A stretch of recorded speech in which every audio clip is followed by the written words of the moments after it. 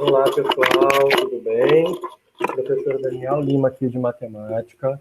Nós vamos agora gravar uma série de exercícios sobre divisibilidade. Esse vai ser o nosso primeiro vídeo um pouco mais compridinho, tá? Para a gente poder sanar os exercícios. Bom, exercício 1. Diga dois múltiplos consecutivos de 7, cuja soma é 161. Então, a gente tem que pensar nos múltiplos de 7. Vamos lembrar? Os múltiplos de 7 são 7 vezes 0, 0, 7 vezes 1, 7, 7 vezes 2, 14, 7 vezes 3, 21, e por aí vai. Então, o que são múltiplos consecutivos? São múltiplos que vêm um após o outro. Então, eu tenho que pensar em dois múltiplos que um após o outro de 7, somados, dão 161. Se eu fosse somar o 0 mais 7, vai dar 7. O 7 mais 14 vai dar 21. O 14 mais 21 vai dar 35. E por aí vai, né? Então, se a gente for tentar descobrir quais que a soma vai dar 61, a gente vai perder muito tempo. Quando você enfrentar uma questão desse tipo, você vai pensar o quê? Que dois múltiplos consecutivos de 7, um é sempre 7 unidades maior que o outro. Ou seja, se eu quero somar o 7 e o 0, 0 e 7. O 7 não é 0 mais 7? Se eu for somar o 7 e o 14, o 14 não é o anterior mais 7? Então, é sempre essa ideia. Então, qual é a melhor maneira de fazer essa questão? Eu tenho um múltiplo de 7, que eu vou chamar de x. O outro múltiplo de 7, eu vou chamar do x mais 7. Porque sempre o múltiplo consecutivo é o que eu vou somar esse valor. Então, se eu quisesse dois múltiplos de 3, x e x mais 3. Dois múltiplos consecutivos de 5, x e x mais 5. E por aí vai. Ele fala que a soma desses dois múltiplos é 161. E aí, fazendo as operações básicas, nós temos que 2x mais 7 é 161. Temos que 2x é igual a 161 menos 7. 2x é igual a 156, não é isso? Desculpa, 154. E aí, nós vamos ter que x é 154 sobre 2. Então, x é igual ao quê? 77. Se o x é o 77, quem é o outro múltiplo? É 77 mais 7, que é 84. Então, se a gente somar 77 com 84, vai dar quanto? 161. Então, voltando à questão, diga dois múltiplos consecutivos de 7, cuja soma é 161, 77 e 84. Bom, segunda questão. Qual número devemos adicionar a 386 para se obter um número divisível por 15? Primeiro, a gente tem que tentar perceber que eu quero um múltiplo de 15. 15 vezes 1, 15 vezes 2, 15 vezes 3, 15 vezes 4, não é isso? Só que eu não vou ficar fazendo múltiplo de 15 aqui até tentar chegar no 386. Eu primeiro vou verificar o quê? Se o 386 ele é múltiplo de 15, como é que eu verifico? Fazendo a divisão. Né? 2 vezes 15, 30 para 38, 8. Abaixo 6. 15, 30, 45, 60, 75. 5 vezes 15 dá 75, para 86, 11. Ou seja, o 386 não é um múltiplo de 15. Ele é 25 vezes 15 mais 11. Então, para que esse número vire um número divisível por 15, eu vou ter que acrescentar o que falta para completar 15. Traduzindo, eu vou ter que acrescentar 4. Se eu tenho que acrescentar 4, ele vai ficar 386 mais 4, 390. Se você fizer a continha, ó, vai dar 2, 30, sobra 9, vai dar 6, e resto 0. Traduzindo, quanto a gente precisa adicionar, precisamos adicionar 4 unidades. Ok? Vamos lá. Questão 3. Verifique se o número 9050 é divisível por 2, 3, 4, 5, 6, 7, 8, 9 e 10. Bom, questão para lembrar os critérios. A gente, na videoaula de conteúdo, já fez essa questão para alguns valores. Então, a gente vai fazer só para a gente relembrar. Então, 9050 é divisível por 2? Sim, porque é um número par, beleza? 9050 é divisível por 3? Como é que a gente verifica? Lembra que a gente pega e soma os algarismos. Vai dar 14. 14 não é divisível por 3, tá? Então, não é. 9050 é divisível por 4? Como é que a gente pode fazer? Tem o critério, né, de pegar e subtrair. Não sei se vocês lembram. Para quem não lembra, pega os dois últimos e tenta dividir. Né? 50 por 2 dá 20. Desculpa, por 4, né, gente? 5 por 4 dá 1, sobra 1. 10 por 4, 2. Opa, sobrou 2. Não dá. Então, também não é por 4, porque 50 não é por 4. Por 5. É por 5, porque ele termina em 0 ou 5.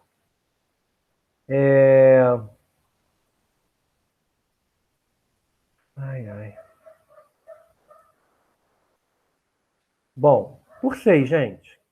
Ele não é, porque apesar dele ser por 2, ele não é por 3. Então, não é por 6, porque não é divisível por 3. Por 7.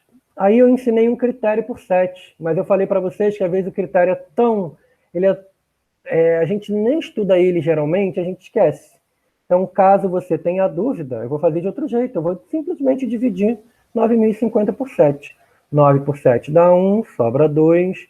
20 por 7 por 2, sobra 6. 65 por 7 vai dar 9, né? 7 vezes 9, 63 para 65, 2. E 20 por 7 dá 2, sobra 6. Claro que não é por 7, tá? Ele é por 8? Como é que a gente verifica se é por 8? Pega, faz o quê? Pega os 3 últimos. 50 não é por 4, claro que não vai ser por 8, tá? É só para verificar. Pegaria o 0, 50 por 8. 50, claro que não é por 8, e vai dar 6 vezes 8, 48 para 52. Ele vai ser por 9? Não. Por quê? Por que não é por 9? Porque também não é por 3, tá? Então, a soma da 14 não é por 9. E ele é por 10? É por 10 porque termina em 0, assim como o 5. Beleza? Bom, questão 4. Quais as condições sobre o algarismo x do número 500 e alguma coisa a 8 para que ele seja divisível por 3? Então, qual é o critério de divisibilidade por ser 3? A gente tem que somar os algarismos e dar um número divisível por 3.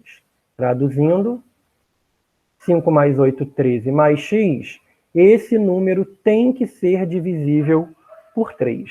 Então, a gente tem que tentar descobrir quais valores de x podem entrar aqui, para quando eu fizer essa soma, o resultado dê um número divisível por 3. Tá? Então, como é que a gente pode fazer? Primeiro, se eu escolher aqui o x igual a 0. 13 mais 0, 13. Não é divisível por 3. Então, 0 não adianta. Eu escolher 1. 13 mais 1, 14. Também não é divisível por 3. X não pode ser 1. Se eu escolher 2, 13 mais 2, 15. E 15 é divisível por 3. Então, x pode ser 2. E E se eu escolher 3, 4, 5? 5 dá, né? Então, pulei o 3 e o 4. Passei o 5, porque 13 mais 5, 18, é divisível por 3. Então, x pode ser 5. Qual seria o próximo? 8, porque 13 mais 8 dá 21 e é divisível por 3. Então, quais são os possíveis valores de x? 2, 5 e 8. Questão 5 a gente já fez, eu só vou fazer agora para o número 39, que é aquela questão que você tem que verificar se um número maiorzinho é primo ou não. Como é que a gente pode fazer essa questão? A gente vai pensar assim, ó. Vamos lembrar. Um método para verificar se o número é primo ou não consiste em descobrir a raiz quadrada aproximada dele e testar se ele é divisível por todos os primos menores ou iguais à raiz quadrada. Usando esse teste, diga quais dos números abaixo são primos. Então, o 39, qual é o número que tem a raiz quadrada bonitinha, né, exata, maior que 39? É o 49. Traduzindo, a raiz quadrada de 39 é menor que a raiz de 49, logo a raiz quadrada de 39 é menor do que 7. Com isso, eu vou testar todos os números primos menores que 7. Por exemplo, 39 é divisível por 2? Não, porque 39 é ímpar. 39 é divisível por 3? Sim, por quê? Porque 3 mais 9 vai dar 12. Então, se é divisível por 3, 39 é primo? Não é primo. 39 é um número composto.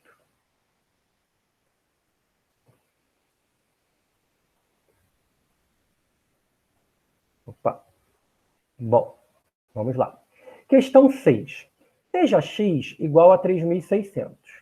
Se P é o número de divisores naturais de x e Q é o número de divisores naturais pares de x, então é correto afirmar que... Então vamos lá. Primeiro, para a gente saber quantos divisores são, vamos lembrar da regrinha. Qual é a regrinha?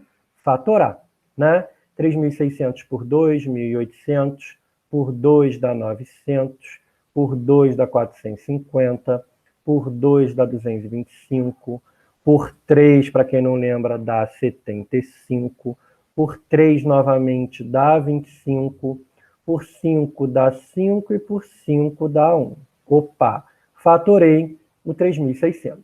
Como é que eu escrevo 3.600 na forma canônica? 2 elevado a 1, 2, 3, 4, vezes 3 elevado a 2, vezes 5 elevado a 2. Então, P é a quantidade de divisores natural, o número de divisores. Como é que a gente descobre isso? Vamos lembrar? A gente pega cada um dos expoentes, toma 1, né? E multiplica. Então, eu vou pegar aí cada um dos expoentes, o expoente 4, 2 e 2, vou adicionar 1 e vou multiplicar. Então, o nosso P é 5 vezes 3 vezes 3, que é 5 vezes 9, que é 45. Traduzindo, ou a gente fica com a letra A, ou a gente fica com a letra D. Então, as outras B, C e E não podem ser. Descobrimos qual o total de divisores. Para descobrir o total de divisores pares, tem um procedimento legal, que é descobrir o total de divisores ímpares. Como é que a gente vai descobrir o total de divisores ímpares? Não sei se alguém chegou a pesquisar, mas basta você não somar 1 ao expoente do 2. Por quê? O 2 é o único primo par. Então, o 2 é quem gera os primos pares. Tá? Então, quem gera, os divisores pares. Então, para descobrir quantos são os divisores ímpares, eu pego cada expoente e somo 1, exceto o expoente do fator 2. Isso é um macete, tá? Então, fica 3 vezes 3, 9, 4 vezes 9, 36. Acabamos de descobrir o total de divisores ímpares. Logo, se são 36 divisores ímpares e 45 divisores pares, como é que eu vou descobrir quantos são divisores ímpares e 45 no total? Como é que eu vou descobrir quantos são os divisores pares? Então, aqui não é o quê, né? Desculpa, senhores. Vou apagar aqui. Então, como é que eu vou descobrir? O que vai ser total de divisores menos o... Aqui vai 9, 4 vezes 9, 36, tá certo. 45 menos 36 vai dar 9. Então, essa questão aí deve estar com algum erro nas opções, tá, senhores? Ele acabou pensando nos divisores ímpares. Provavelmente deveria ser a letra A, tá?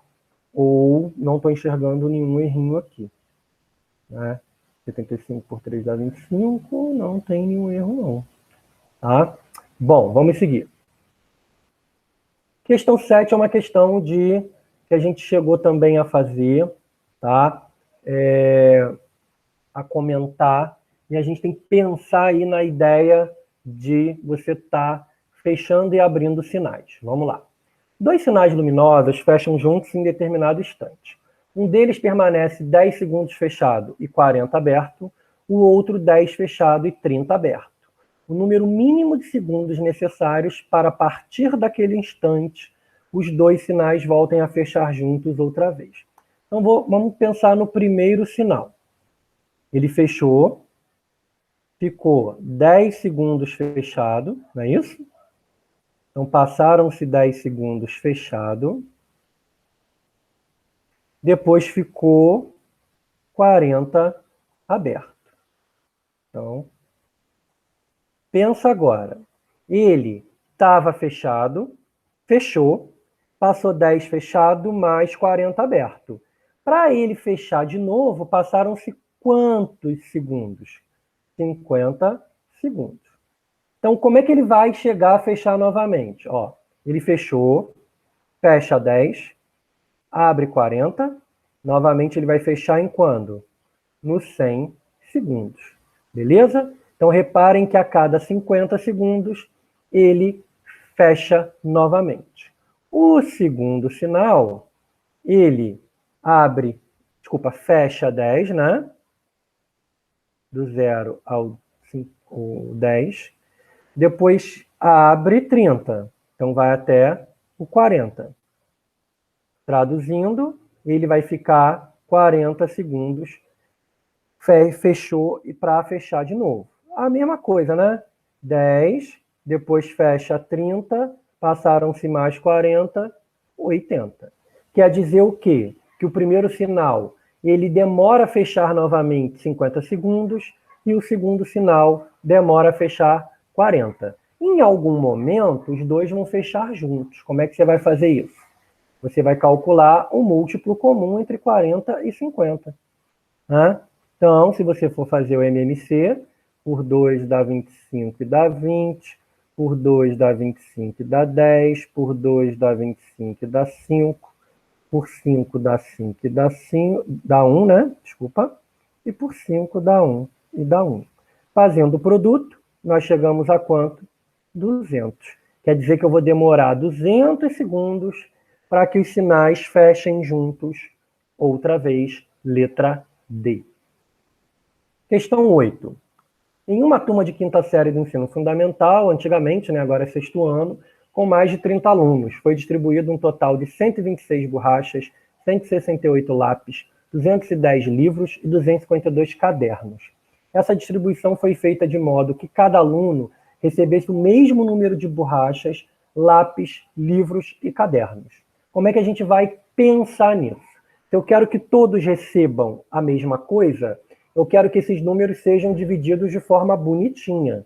Então, essa questão está te induzindo a pensar no MMC, a pensar no máximo divisor comum. Eu quero dividir esses valores de forma igualitária, onde todos sejam divididos bonitinho, não pode ser número quebrado. Né? Então, vamos fazer o MDC. 126 por 2 dá 63, 168 dá 84, 210 dá 105, 252 dá 260, 130, 100... Vamos lá. 250, 125, 126. Vou dividir por 2 novamente. 63 não dá. 84 dá 42. 105 não dá. 126 dá 63. Por 2 novamente.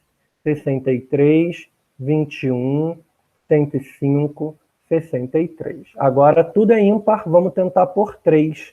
6 mais 3, 9, vai dar 21. 21 por 3 dá 7. 105 por 3 dá 35, né? 63 dá 21. Novamente dá por 3, porque 21 é 1 mais 2, 3.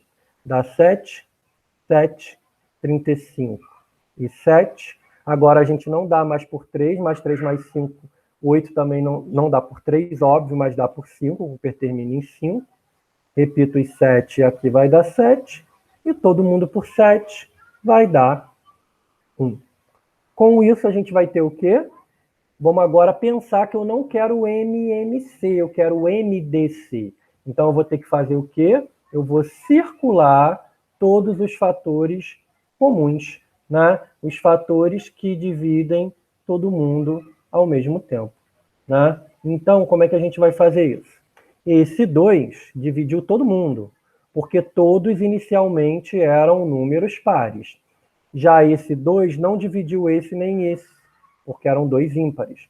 Esse 2 também não dividiu esse, nem esse, nem esse. Esse 3 dividiu todo mundo, ó. Dividiu 63, dividiu 21, dividiu 105, dividiu 63. Esse 3 não dividiu 7. Esse 5 só não dividiu nenhum 7, ou seja, só o 35. E esse 7 dividiu todo mundo. Traduzindo, circulei o 2, o 3 e o 7, que são os números que dividiram todos, divisores comuns, e o máximo divisor comum é o produto dos 3.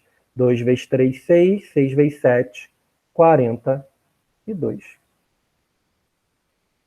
Só que tem um problema aí, né? Ah, ele fala com mais de 30, tá certo. Ou seja, quantos alunos tem a turma? 42. Então, eu acabei de descobrir quantos alunos tem a turma através do divisor comum.